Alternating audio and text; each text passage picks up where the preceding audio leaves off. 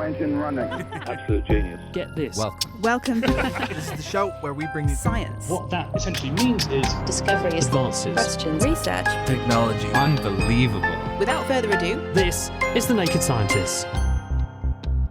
Hello, welcome to The Naked Scientists, the programme that brings you the latest breakthroughs in science, technology and medicine with me, Chris Smith. And this week, we are seeing the greatest number of bird flu outbreaks in kept birds that we've ever seen before.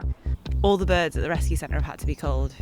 with over 1 million birds dead and signs that the virus is spreading now among other species in the wild, are we at risk of another pandemic, just as we thought COVID was over? The Naked Scientists podcast is powered by ukfast.co.uk.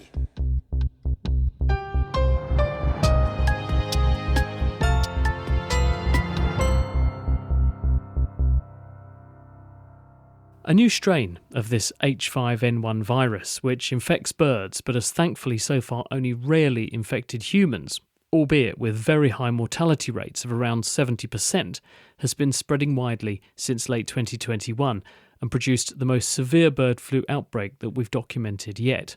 Globally, more than 1 billion birds are said to have been killed or culled in the last couple of years.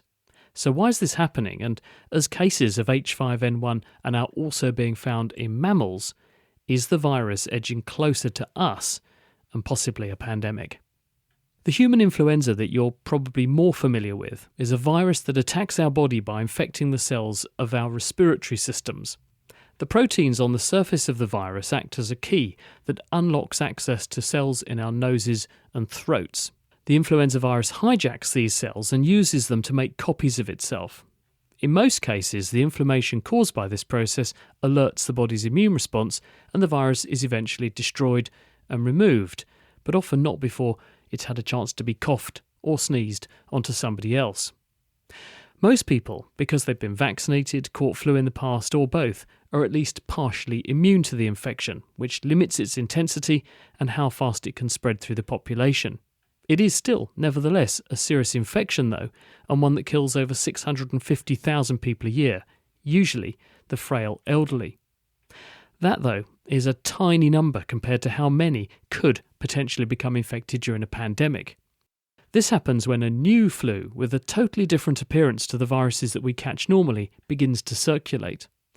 The usual source is a bird form of the virus that may have jumped directly into humans or come via an intermediate, like farm livestock. And because no one has seen this virus before, no one is immune and everyone can catch it, producing very high rates of infection very quickly, just like with the COVID-19 coronavirus pandemic.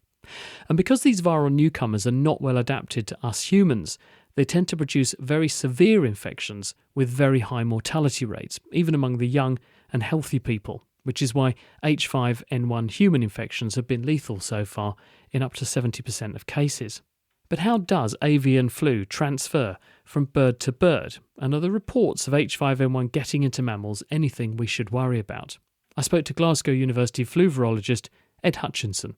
Influenza viruses cause seasonal influenza for us every winter, but they can also grow in many animals. In fact, they're not primarily a human virus at all. They are a virus of birds and particularly of wild waterfowl, where they mainly spread through what we call the fecal-oral route, which means it comes out the back end of a bird and then goes back in through the front. And most of the time, it doesn't make them particularly sick, as far as we can tell. Some of those strains, though, do make them more sick, and there's been a strain of bird flu which has been on the march recently, which has been making wild birds extremely unwell and wiping out huge numbers around the world. And that's H5N1. Yes. The other thing birds do, of course, is move. They don't need a passport to do it, and presumably they are therefore a really powerful vector for moving the virus from where they pick it up to where they may go and spend the winter, spend the summer, or where they may just stop for a rest among other birds. Absolutely, yes. So we can follow the spread of influenza along bird migration routes. We can detect it in ponds where migrating waterbirds settle. But the other thing birds do is that they won't respect the keep out signs on the edge of farms. So that if you have poultry farms, the birds there are at risk of being infected by influenza as well. And what's the difference between what's going on in these birds and pandemic flu? A pandemic is when a new infection, in this case, new virus, gets into humans and spreads all around the world. So pandemic literally means all the people. There are two things which might stop a virus from doing this. One is that it's just not very good at growing in people. So viruses take over the machinery of our cells and use them to make more copies of themselves. And what that means is that they get really used to growing in one particular type of host, one particular species, and are a bit rubbish when it comes to most other species. So a bird virus wouldn't normally grow well in humans, but influenza has an unusual trick in the way it copies itself, which is it's broken its genes into 8 physically separate segments. These are a bit like chromosomes. This basically allows the virus to have sex in the slightly boring genetic sense of having sex, which is that you have parents and they exchange genes to produce offspring. So imagine that you were infected by a human influenza virus and then an influenza virus from a bird. An infected cell might produce a virus where almost all of those genes are from a human influenza virus, and so it's good at growing in humans. But the genes for the proteins on the outside of the virus, the ones which the immune response can most easily recognize and attack, those are from a bird virus, and human immune systems have never seen them before. You won't have been vaccinated against them. And that's when a new pandemic virus can appear and spread rapidly around the world. That's what's happened in 1957, 1968, 2009. So the recent influenza pandemics have come about that way. And this is why various people, including yourself, are concerned that if we've got human flu circulating at the moment, which we have, and you've got this bird flu circulating, then it's possible that a farmer looking after a big flock of birds could be exposed to a bird flu, and then you get this sort of genetic pick and mix that you're talking about, and we could end up with a human-adapted bird flu strain that will then spread as a pandemic. Yeah, so that's the situation we want to avoid. Now, although influenza is unusually good at doing this, it still finds it very difficult to do. There's a huge amount of influenza out there, a huge amount of humans, a huge amount of birds, and we still only tend to get pandemics every few decades. So this is still a hard thing to happen. But a situation where you have a lot of avian influenza and then that getting into farms where there are people and other mammals about, that increases the risk of those rare events happening. So how does the point that was made or made public by the UK Health Security Agency last week, that they were detecting cases of this bird flu virus among wildlife, mammals, like foxes and badgers, for example, in the UK countryside. How does that fit this formula that you've been setting out for us? Because if it's not going straight into a human, it's into one of those animals. What does that mean? What are the implications of that, and how's that happening? So in all likelihood, that happened from scavenging. So we've got this very aggressive strain of bird flu. Birds will die and their bodies will be riddled with the virus, and then an animal like a badger or a dog will come along and will take a chunk out of that and get a mouthful of virus. That animal may or may not get sick, but in any case, it's quite unlikely to pass any virus on to another mammal. So the virus will not have many chances to adapt to mammals. We do focus on farms, though, because the whole setup in farming is to take mammals and house them together at unnaturally high densities and unnaturally close to people. That's probably where the human influenzas we have originally came into humans, through exposure to farmed animals. And it's why, if we look at, for example, the case in the mink farm in Spain recently, which didn't take off, but that was a case where mink got infected, but because it was living very, very close to other mink, there was a chance to infect others and others and others. And the virus had some extra chances to adapt to mammals. Now, in that case, it didn't. But that's the sort of situation where we would worry about how an avian virus could adapt to humans. I'm sort of reading between the lines, and forgive me for almost putting words in your mouth, but are you saying then that if we keep an eye on farms and minimise the chance of the virus establishing that sort of chain of transmission under that sort of pressure, we reduce the risk of it becoming a human infection? Yes, I think farms are the biggest place where we need to look for controlling the risk. Obviously, from a conservation perspective, we should be concerned about what's happening with wild bird populations as well. But looking to where it's going to spread over into humans, biosecurity on farms is a really important issue right now. Ed Hutchinson, What's surprising, though, is that H5N1 influenza is not a new kid on the biological block. In fact, we've known about it for nearly 30 years. So why should it be surging so significantly now? Well, as Ed was just saying, poultry farming appears to be critical to the equation here because it looks like the virus has passed back and forth between both wild birds and poultry farm stock. And now it's done so with devastating effect, as Will Tingle heard from the University of Pennsylvania's Louise Monclar. The first reported case of avian influenza was reported in 1996. So in 1996, geese in Guangdong, China came down with this highly pathogenic avian influenza that we now know was an H5N1 influenza virus. This led to a series of outbreaks among domestic poultry in China that then sparked infections in humans.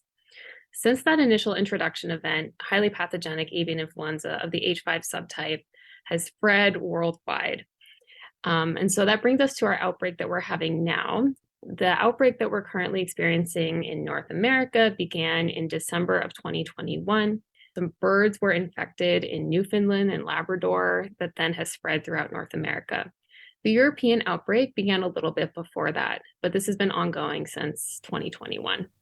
And as you said earlier, the first instance of this ever recorded was in 1995. Why has it then taken so long for avian flu to spread so far with such a devastating impact compared to something like COVID-19, which didn't take nearly as long?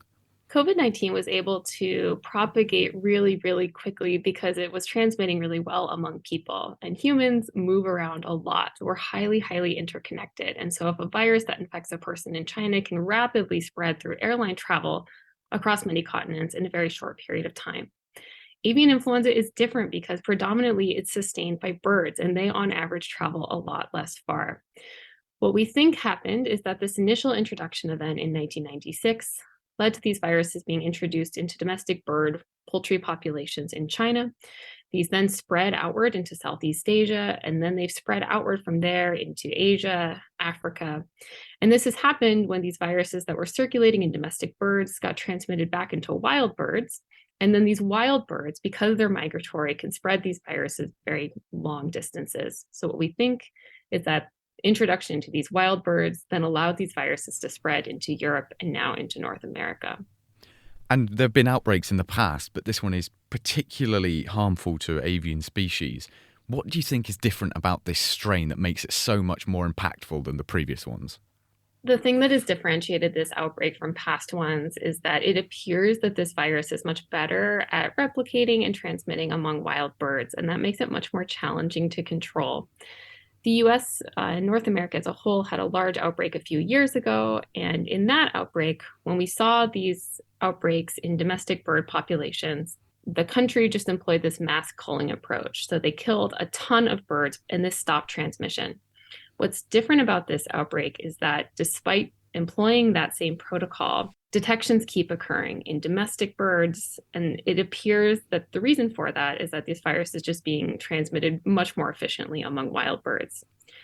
Another thing about this outbreak that is unique is that we're seeing a much larger number of mammal infections. So in past outbreaks, we've seen that most of the animals that are infected are these poultry or wild bird species. But in this outbreak, we've had this weird number of mammal infections. So we've seen infections in foxes, bears, a couple of people have been infected. And then, of course, we had the recent mink outbreak, which was totally unprecedented. And I'm sure a lot of people have noticed with sort of egg and chicken shortages starting to appear at supermarkets. But what has been the effect on poultry farms of this spread? Highly pathogenic avian influenza is very severe in chickens in particular. And so these chickens who get high path avian flu have very, very severe symptoms. So these chickens will often die really quickly, but as part of outbreak control, when you detect high path avian influenza on these poultry farms, the protocol is generally to cull the entire flock. So the US alone has, I think, culled at least over 50 million poultry just from this outbreak alone. So as you can imagine, all of this culling really impacts the agricultural industry. Do poultry farms themselves act as a vector or a hotbed of spreading this virus? They absolutely do. So chickens in particular have this unique feature where when these highly pathogenic H5N1 viruses are transmitted through chickens, they often acquire this highly pathogenic phenotype. So we think that actually this high pathogenicity phenotype was acquired after these viruses were introduced from wild birds into domestic birds.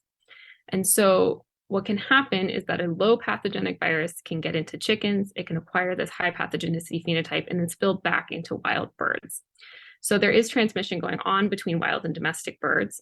And then chickens or domestic birds in general are also clearly important because they're the species that we interact with the most. So most past human infections of H5N1 viruses have been linked to people who directly interact with sick birds, often through the poultry industry.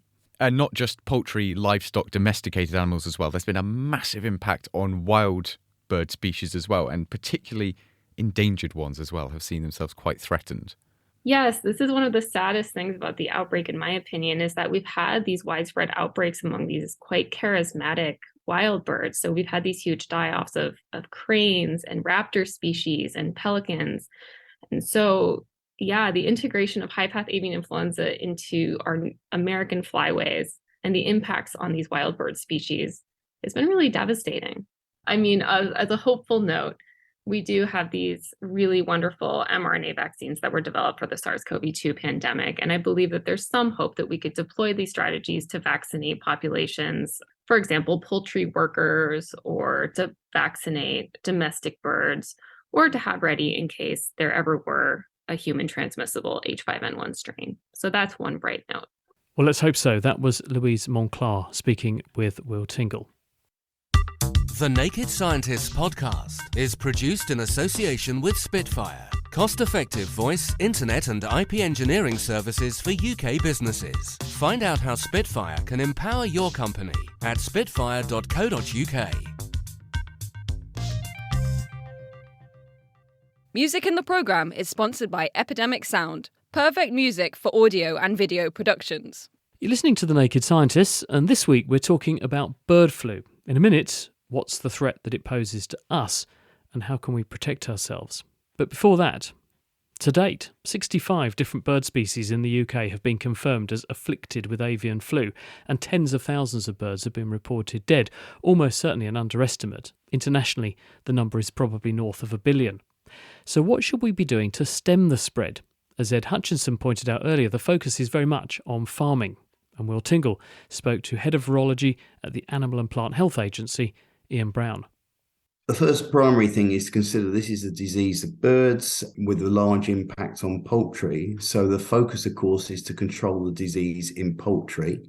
So the first key thing is to work closely with keepers of birds to report suspicion of disease early. That means that then investigations, veterinary inquiries can be conducted, samples can be taken and rapid testing done, which means we get early detection. The earlier you detect a case, the better chance you've got of mitigating its spread and its consequence for that flock. Second thing is, upon confirmation of a case of bird flu in a flock of birds that are domestic, then there is a whole raft of measures that are put in place that follow international guidelines. The farm is effectively locked down. It can't move birds, people, equipment off. The affected population is rapidly culled, so the remaining live birds, and the premises is thoroughly cleansed and disinfected. And then there's a fallow period before that farm can go back into business. In the premises around the location, within 3 and 10 kilometres, what we talk about control zones. So this is where there's enhanced surveillance and monitoring to ensure there hasn't been any further spread of infection from that infected premise. And there are avian flu vaccines that do exist for poultry and other birds. How effective are they at combating the spread of avian flu? Vaccination works effectively when it's part of a larger control program. So if you vaccinate and do nothing else, you will likely still have a problem because vaccinated birds can still get exposed and infected to the virus, and they can still shed the virus and pass it on to other birds. However, when it's used in conjunction with other control measures, it can successfully reduce infection. But considerations for vaccination are complicated. It's not a simple fix. You need the right vaccines. You need to be able to administer them on scale. You need to be able to administer them relatively cheaply. And importantly, you need to monitor all of your birds that you vaccinated on a very frequent basis, because you need to be confident that wild-type virus hasn't entered your vaccinated flock. When you vaccinate, of course, your ability to clinically look for sick birds is compromised because by definition, the birds won't get sick. So that means you have to do active testing and monitoring, which still needs to be fully worked out at international scale, how that can be done in a way that gives confidence. Are there any things that can be done to prevent the spread in wild birds? Because they seem to be the problem. They seem to be the ones taking it from farm to farm. The disease will probably, or infection will ultimately probably die out in wild birds at some point.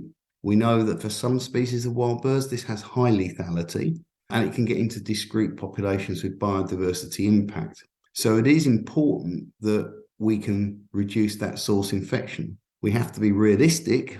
There is little we can do to actually protect the wild birds themselves. They will go through natural cycles of epidemic and recovery. And this is about making sure that where we can, we apply best practice to reduce contact between poultry and wild birds. And that means more education, more awareness, but recognizing that in some poultry production systems around the world, it's easy to say, it's not easy to do. At an economic level, are there safeguards in place to protect farmers who could potentially lose their entire livelihood should their farm get infected with this avian flu? Well, of course, the first important thing is that the farmer's vigilant and he knows his birds, and any changes that signal early signs of disease, it's important that those producers report, because the earlier they report, the earlier we can confirm disease. And if we do confirm disease, then the faster the birds can be culled. And then, of course, there's evaluation at that point, which will lead to some compensation. Obviously, if a farmer reports a problem late, and this is a very devastating, fast-spreading disease, then he could have lost his entire flock. So early reporting is really important. Making sure they've got stringent biosecurity practices and education of anybody that comes onto the farm. So limiting visitors and making sure that the operatives on the farm are well trained and well versed in biosecurity practice, that they have a protocol and that it's followed. Sadly, we've seen a number of cases where there are protocols, but they're not being followed by staff, or the protocols are inadequate. So that biosecurity is a really, really important investment for the producer of birds. There's been many reports now of the flu slowly creeping into mammalian species. Do you think the protocols will now have to change because the disease is now in some mammal species? This has been observed in many countries around the world, including the UK, and it's a consequence, obviously, of extensive spread in wild birds.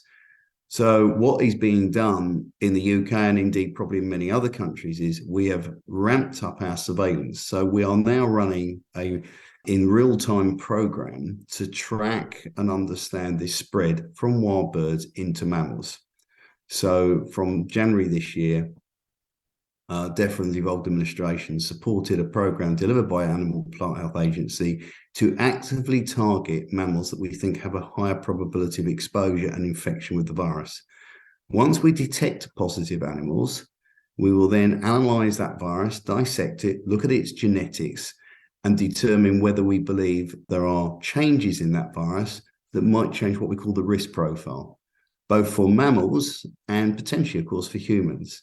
So what we're looking for is changes in the virus that might signal some form of adaptation. So at the moment, all of the cases we've detected in the UK, which is now 13 over the last 12 months or so, in several species of mammal, to date, and not all the data is complete, we've seen some changes. Yes, we've seen a consistent change in the virus when it switches from birds to mammals. But what we've not seen yet is evidence that the virus is transmitting from one mammal to another. So that is very important. So are these just isolated spillovers, which lead to what we call dead-end infection, or could they go from one fox to another or one otter to another? Now, we have no evidence of that yet. So to date, we haven't got any evidence of that. But that's obviously why we're doing the surveillance. Ian Brown. A major concern about the present bird flu outbreak is the potential for the virus to jump into humans, and because no one has immunity to bird forms of the virus, the disease could theoretically spread very rapidly, a bit like COVID did, and trigger a pandemic. Those fears intensified recently when scientists reported outbreaks of the virus among farmed mink in Spain, and last week the UK HSA reported detecting the virus in British wildlife, including in mammals like foxes. There were claims that the virus had also mutated in these animals to make spread more efficient. Well, with us to unpick this is virologist Wendy Barclay from Imperial College London. Wendy, is the virus showing signs of taking steps closer to us with these recent infections that we're documenting in wild mammalian species? Yes, it is. What we have to understand is that the adaptation of a bird flu to be human-to-human transmissible requires two different genetic changes, two different changes. So Ian was talking there about adaptations that have been seen, and it's fair to say that both in the foxes and in the mink in Spain, one type of the sort of change, which is the prelude to the pandemic, has been seen. And that is an enabler. That is the adaptation that allows the virus to actually replicate inside the cells of the mammals. That's why you get quite a lot of severe disease in those cases, and you can see a lot of virus accumulating. But the good news is that we have not yet seen the second change, which is the real tough barrier, if you like, for the virus to cross. And that is a change which helps the virus transmit through the air from one mammal to the next or from one person to the next. That change occurs in a different part of the virus, in the outside of the virus, in the way it latches onto cells in order to infect us in the first place, and also the way it can be carried in airborne droplets. And so what everybody needs to look out for at the moment are those second types of changes, which are really difficult for the virus to achieve, but if it does, then that's quite a big game changer. Many people argue that this is often a numbers game and that this constitutes a roll of the genetic dice, and the more rolls of the genetic dice, the more likely it is to happen. With this scale of bird flu infestation among birds and now getting into wildlife, that is nature rolling that dice. So does this mean that really the odds have risen that we are going to see those very changes that you're talking about? You're absolutely right that it is a numbers game, and the more exposures and the more incursions of the bird virus into mammals, the more chances that this could happen. That risk goes up and up. The one that we're really concerned about, I think, is the mink farm, because actually, your listeners may know that we use ferrets as a model for human flu, because the way the virus moves from one ferret to the next is very much the same way that it would move from a person to the next. And of course, ferrets are very closely related to mink, and we believe that the same kinds of barriers would exist there. So the fact that the virus has been in that situation is, on the one hand, extremely worrying. But on the other hand, the fact that it didn't evolve any of those adaptive changes, even though it was clearly in a situation where the selective pressures may have been acting, might be telling us that the genetic barriers that the virus needs for this adaptation are pretty high. Some people argue that because the virus has had 30 years nigh on to do that, having emerged in the 1990s, and it still hasn't done it, perhaps the odds are that it's an insurmountable barrier for it and we don't need to worry. Yes, and that's sort of partly what I was implying. It's been given this opportunity, if you like, in this mink farm situation, and it hasn't done it. But it's very difficult, isn't it, to be confident about something that hasn't happened and say, well, it's not going to. And as you've said before, the frequency of exposures and the opportunities that the virus currently has in terms of the numbers of birds and the interface between those birds and mammals and humans is at a very high level at the moment. So I think we are right to be on an alert system. And speaking of that, what can we do to mitigate? Obviously, there's the surveillance side of it, which Ian was referring to. But in terms of being prepared for if this does jump into people, do we have vaccines? Are they relatively easy to make against this virus? Will they work against this virus? Where do we stand on that? Back in the early 2000s, when this H5N1 was first becoming a problem and bigger worry, a lot of testing was done on H5 vaccines and how they could be used. And one of the things we did learn from that is it is quite difficult to get people to make a good immune response to a completely new avian influenza. We give people seasonal flu vaccines every year, and we know how to make those vaccines work pretty well. But the avian flus were a little bit more difficult because it was brand new. The immune system needed a bigger kickstart, if you like, and people talked about using adjuvants, etc. I think where we are in a different position today is that we do have, as Louise Monclar mentioned earlier, mRNA, and so the concept of going very quickly from a sequence to a vaccine is the case, but we still don't really know how those mRNAs would work in people against a completely new avian virus, if you like, and I think it would be wise to start having a think about that. Wendy Barclay, and we must leave it there. Thanks, Wendy. She's at Imperial College. That's it for this week, but do join us at the same time next week when, off the back of UK Science Minister George Freeman's upbeat predictions about our prospects for bringing nuclear fusion research to fruition within the next 10 to 15 years, we'll look at how likely he is to be right. The Naked Scientist comes to you from the University of Cambridge's Institute of Continuing Education. It's supported by Rolls-Royce. I'm Chris Smith. Thanks for listening. And if you do like the programme, do please consider making a donation to support what we do. You can do that at nakedscientist.com/donate. From all of us here at The Naked Scientist, until next time, goodbye.